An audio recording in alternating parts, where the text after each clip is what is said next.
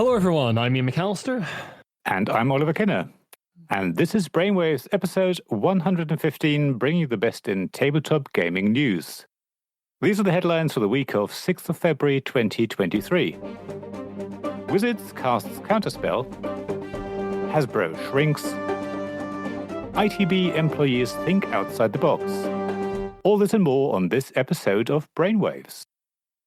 A little correction before we start the cast, folks. When I was interviewing Linda Codega on the last cast, she said the gypsy allegory race in Ravenloft was called the Rabani, but they're called the Vistani. I didn't check that at the time. Sorry about that.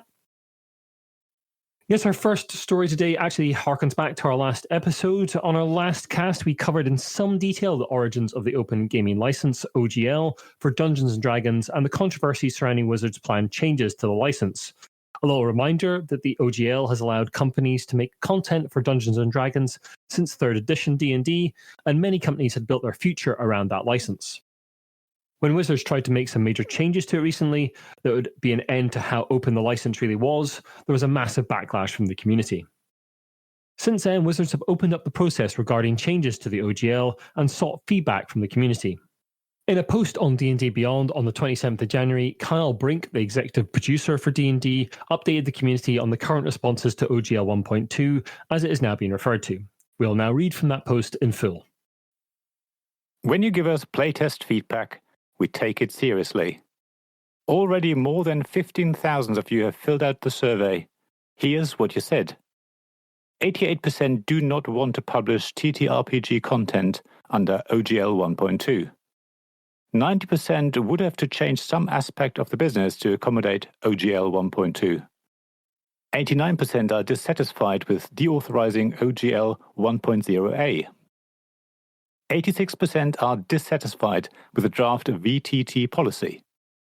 62% are satisfied with including Systems Reference Document in brackets SRD content in Creative Commons, and the majority of those who were dissatisfied asked for more SRD content in Creative Commons.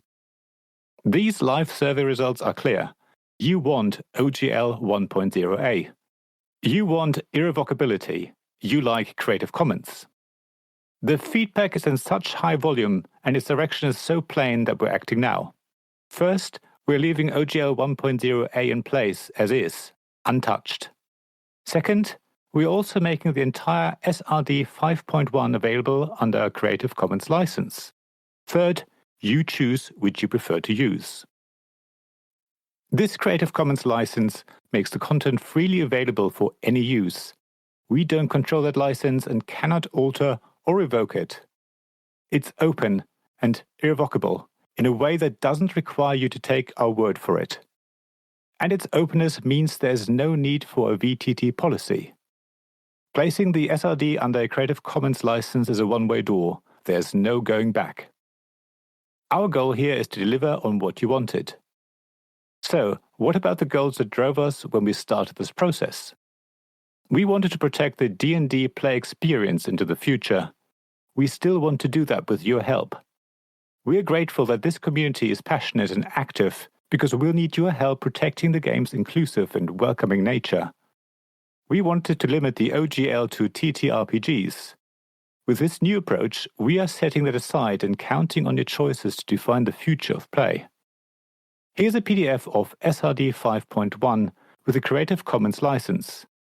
By simply publishing it, we place it under an irrevocable Creative Commons license. We'll get it hosted in a more convenient place next week. It was important that we take this step now, so there's no question. And then there's a link to the SRD 5.1 Creative Commons license PDF. We'll be closing the OGL 1.2 survey now. We'll keep talking with you about how we can better support our players and creators. Thanks as always for continuing to share your thoughts. Kyle Brink, Executive Producer, Dungeons & Dragons. So to summarize that a little bit, they're leaving the original OGL, or what they call OGL 1.0a in that piece, completely untouched. And the majority of the Dungeons & Dragons rules will be available in a Creative Commons systems resource document for anyone to use as they see fit. Now, after the original announcement, many publishers and designers said that they would be creating their own open gaming license and system resource documents. The biggest of those was Paizo, who are the publishers of Pathfinder, and they claimed to have up to 1,500 publishers signed up with them. Over 2 tweets, Paizo said this: "We welcome today's news from Wizards of the Coast regarding their intention not to deauthorize OGL 1.0a. We still believe there is a powerful need for an irrevocable, perpetual, independent, system-neutral open license that will serve the tabletop community via non-profit stewardship. Work on the ORC license will continue, with an expected first draft to release for comment to participating publishers in February." Now, it's worth noting here that our friends over at the Smart Party podcast, which is an RPG podcast in the UK, we urge you to check out. We're recently discussing the OGL along with Matt from Steamforged Games, who published the Dark Souls RPG under 5th edition, amongst other games. They had heard that some of the publishers on the list that Paizo claimed to have had, these 1,500 publishers, were interested in the org but hadn't really signed on the dotted line as yet. So this seems like a huge win for the community, with the slight caveat that we still don't know what a new version of the OGL is actually going to look like, if there is one at all. The move to put Dungeons & Dragons, so a lot of the core rules, into a Creative Commons was a massive move that surprised the community. The reaction across the community was one of shock almost. And it does feel to me like they've pulled the rug out from underneath like Paizo. What do you think, Oliver?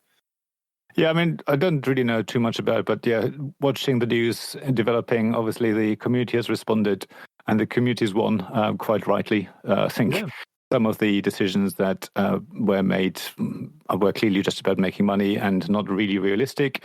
If you look at the business model that they were thinking about, license fees and how that was calculated. I think we mentioned that in the previous cast about, well, what is it? Is it about revenue? Is it about income? Where does it all fit? So, yeah, hopefully the new OGL will actually be much better and more sensible, but we're yet to see what that's going to look like until it's actually being published. Or maybe it's all because their parent company's in trouble. Yes, it turns out that Hasbro, the parent company of Wizards of the Coast, has announced layoffs to cut costs. The layoffs amount to about 15% of the total workforce, or around 1,000 staff. The decision follows losses at Hasbro of around 17% year on year and will save the company around $250 to $300 million by 2025. CEO Chris Cox said that everything other than Wizards of the Coast and digital gaming segment underperformed, against the backdrop of a challenging holiday consumer environment. He went on to say in a press release on Hasbro's investor site, "We are focused on implementing transformational changes aimed at substantially reducing costs and increasing our growth rates and profitability. While the full year 2022, and particularly the fourth quarter, represented a challenging moment for Hasbro, we are confident in our Blueprint 2.0 strategy, unveiled in October, which includes a focus on fewer, bigger brands, gaming, digital, and our rapidly growing direct-to-consumer and licensing businesses. Through this strategy, we are putting the consumer at the center of everything we do, and our operational excellence program is on track to drive significant cost savings across the business and improve our overall competitiveness.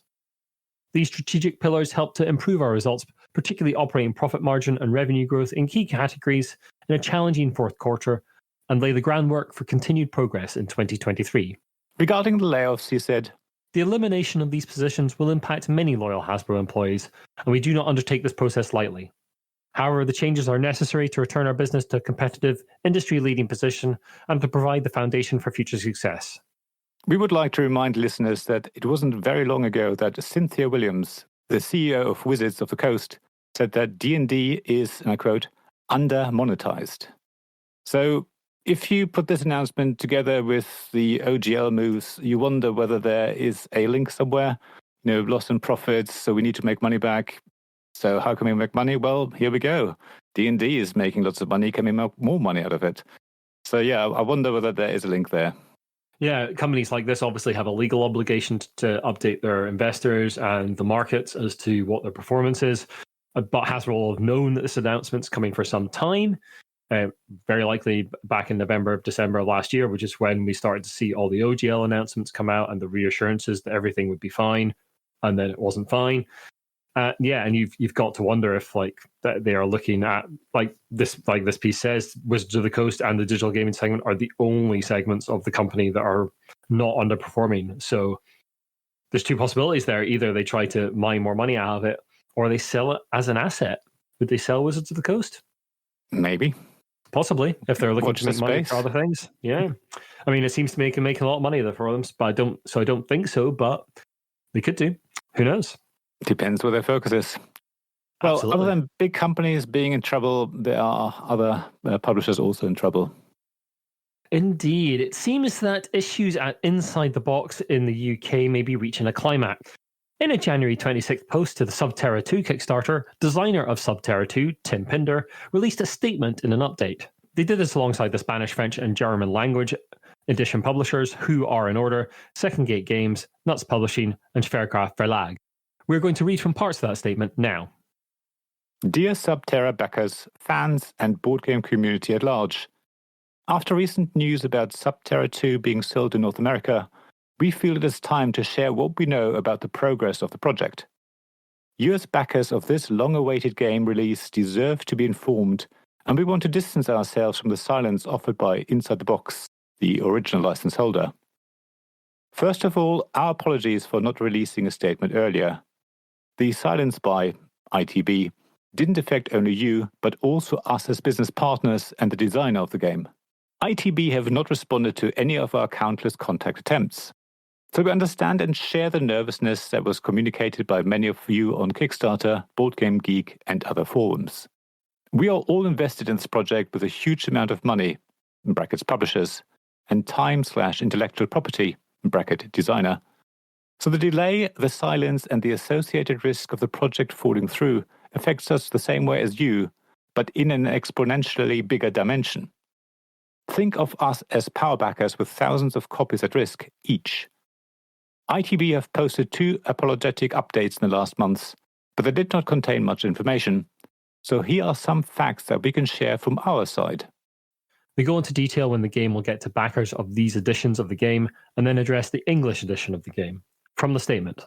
While we do not have any official confirmation or further information on the English edition, we assume that most of the Kickstarter and retail volume is produced, in brackets, with the exception of the units in the above list, and some smaller items, mostly cosmetic extras.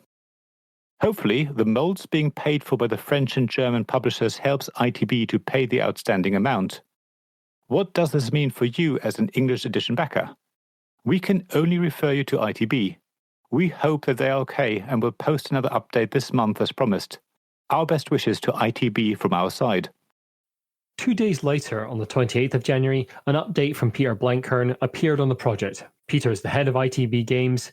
In it, he says, To all backers, last month I promised that I would send out an update by the end of January with whatever news I had. As I said in the last update, I've been busy in the background working on solutions to complete the remaining parts of the project. I'm not in a position to give you concrete information on exactly when games will ship, in what order, etc., as I promised not to do so unless I was 100% confident of the results. What I can say at this stage, however, is that specific, significant progress has been made. I'm hoping to be able to give you all a much more clear picture of the remainder of this project soon, but regardless, I will update you all by the end of February as promised. Peter.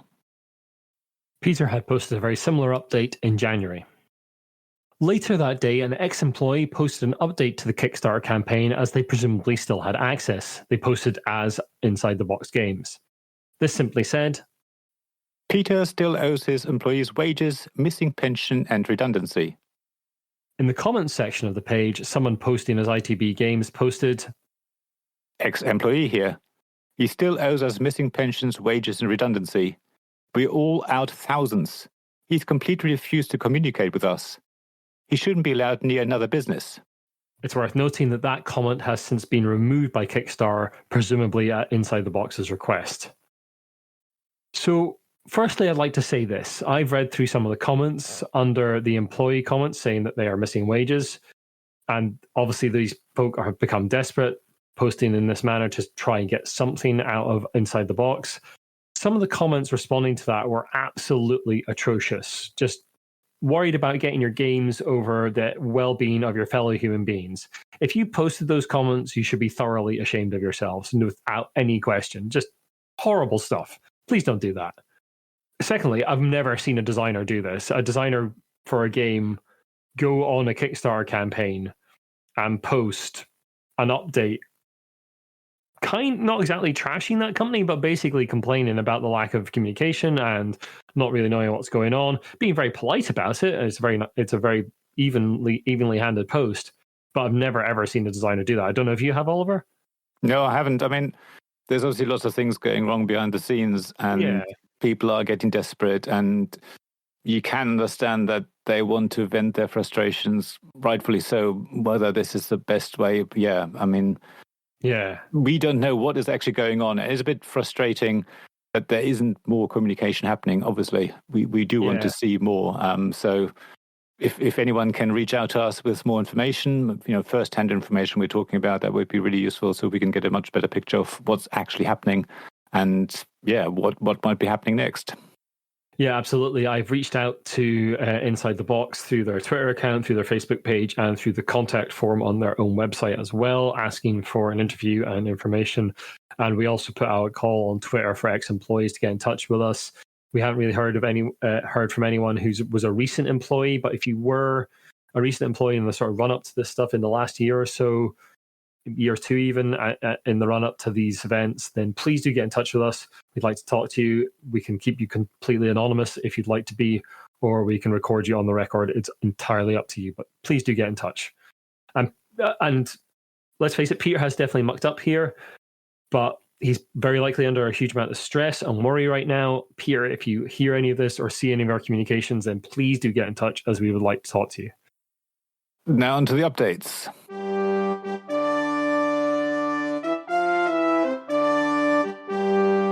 Way back in episode 39, we reported on Victoria Mann's allegations of sexual assault against games designer J.R. Honeycutt.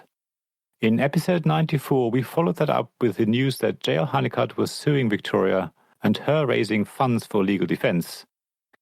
We believe this case has now been settled, and a recent post by Victoria seems to confirm that. In a post on Medium called Thinking Back, Victoria posted, "This references my previous article," with a link to the article. "While I was hurting, I wrote the article and wanted J.R. Honeycutt to feel the same pain I was in. In my Medium.com post, Coming Forward to Move Forward, and in other posts I made on Facebook, Twitter, and Medium, I painted a picture about what happened in my relationship experiences with JR. I am retracting what I originally stated and implied. He did not physically abuse me, he did not sexually assault or rape me, and I have no knowledge that he has ever tried to get other women drunk to take advantage of them.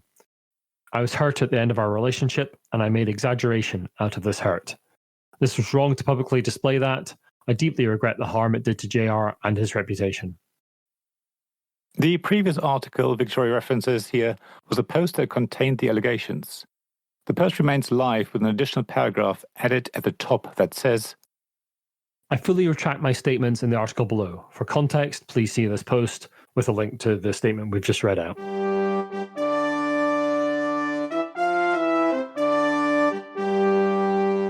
On the 23rd of January, it was announced that designer Serge Laget had died. He was designer on many well-known titles, including Shadows over Camelot, Mystery of the Abbey, and most recently, The Devilier. Designer Bruno Fedduti published a tribute to his friend and co-designer, and many amongst the community expressed their sorrow at hearing the news. The entire team's thoughts are with his family and friends at this difficult time.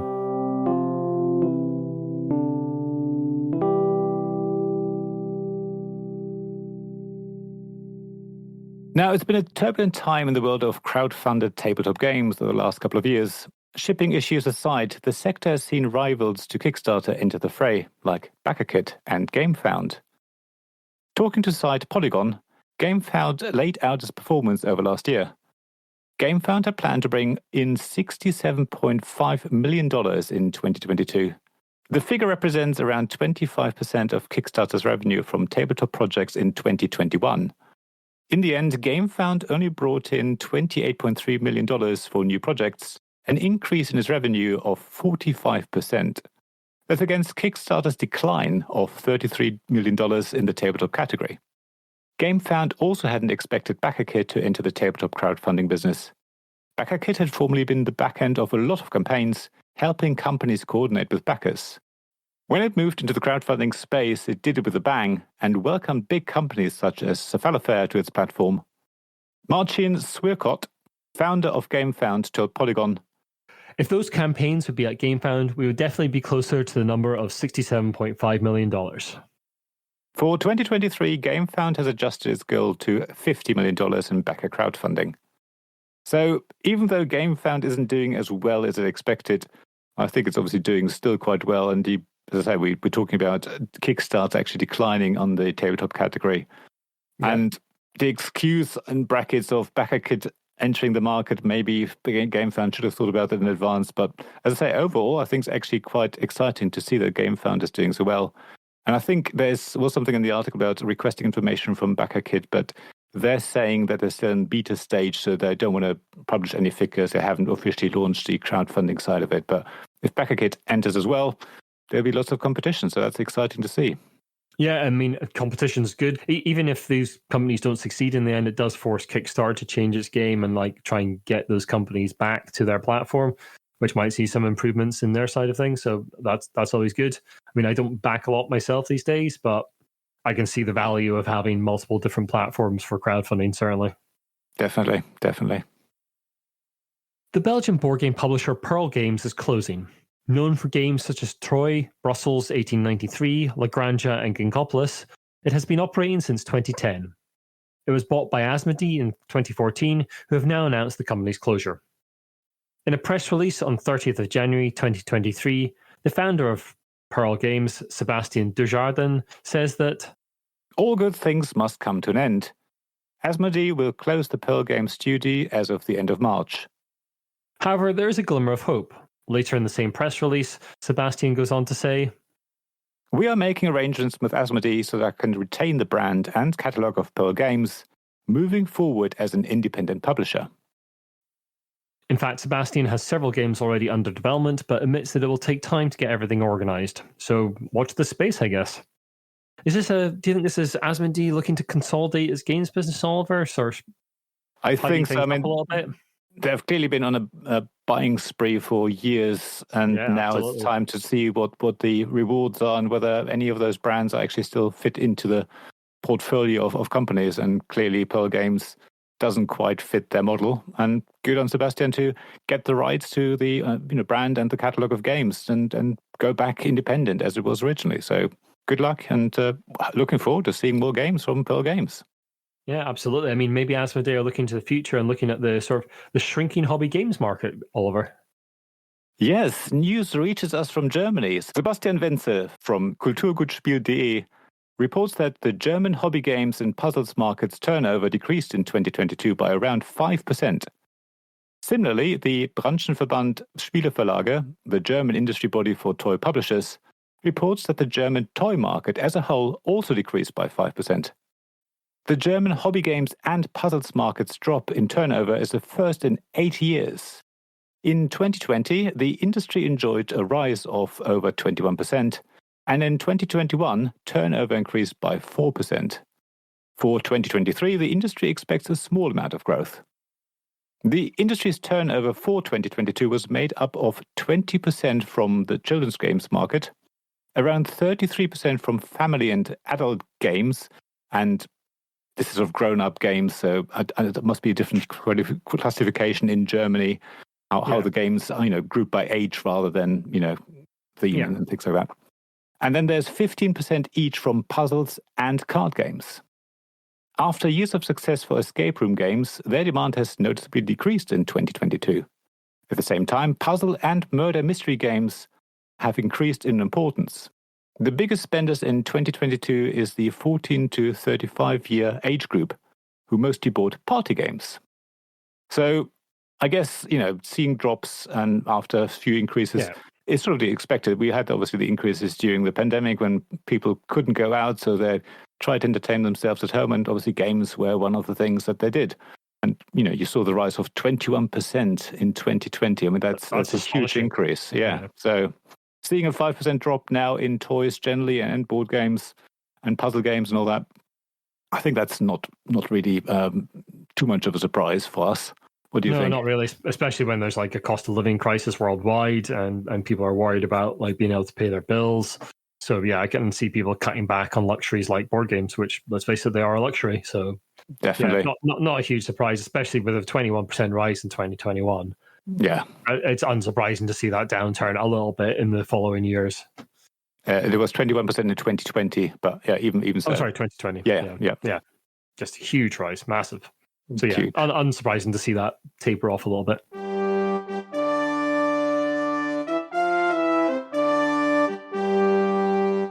There's a bunch of events coming up, some of which I am going to. Airecon is going to be on the 9th and 12th of March at Harrogate Convention Centre. There's loads of exhibitors there, but it's very much a play-focused con. I will be there from about sort of 4-ish on the Thursday right through to the Sunday. Do come and say hi if you see me, and I'm looking forward to playing lots of games there. I'll be over in Gothcon in Sweden from the 7th to 9th of April. It's an RPG-focused con, but lots of board games and that kind of thing as well. Really looking forward to that. Hope to see some of our Swedish listeners there, if there are any out there. Compulsion is back. That's the local Edinburgh con, and that's from the 14th to 16th of April 2023 at TV at Row House. It is primarily an RPG-focused con. It's had a 3-year hiatus, but it's now back, and there'll be more information about that on its website as it reveals what's going on there. We'll put a link to that in the show notes. And finally, events-wise, Moray Games Jam is coming out. Now, when I was designing games, this was something I always meant to get along to, but never have. It's running from March 10th to 12th at the University of the Highlands and Islands in Elgin. And digital and tabletop groups can enter the jam, and there'll be various workshops from guest speakers and industry veterans. So do check that out if you're a budding designer. Wow, that's a long list of events you want to go to. Nice to see. Yeah, I can't make Airecon this year. It's a bit of a trip for me. I was sort of looking forward to it, but I've been doing the last couple of years, so have lots of fun. We're going to miss each other, unfortunately. No worries. I'm sure we'll meet up at Conson. Which leads us nicely to our Patreon shout-out. So thanks again to all Discord members who have posted news and articles, first of all, and helped us source articles images. We also, as I say, want to shout out to our patrons, James Naylor and Shaun Newan. If you want to join our Patreon, just go to patreon.com/thegiantbrain.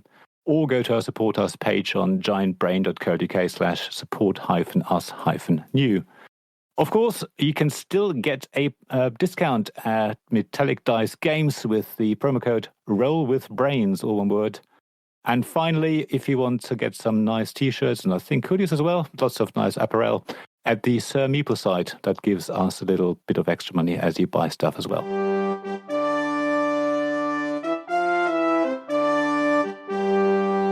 Now, Jamie isn't here this episode, but that doesn't mean we will sweep the Monopoly news under the carpet. There's frankly too much of it, and I don't have a big enough rug.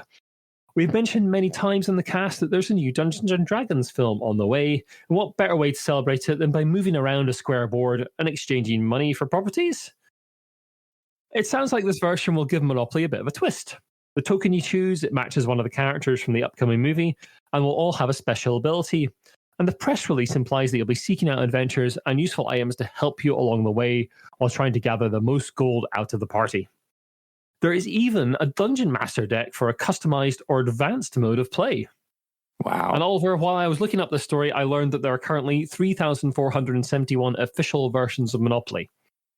And they're all in that person's cupboard, aren't they? I was going to say this. The gentleman we reported on last cast, I think, had something like 3,200 copies, so he's pretty close to having everything. That's kind of impressive. I think they're going to buy the Dungeons & Dragons version as well. I'm pretty sure. If not, someone should send them the copy.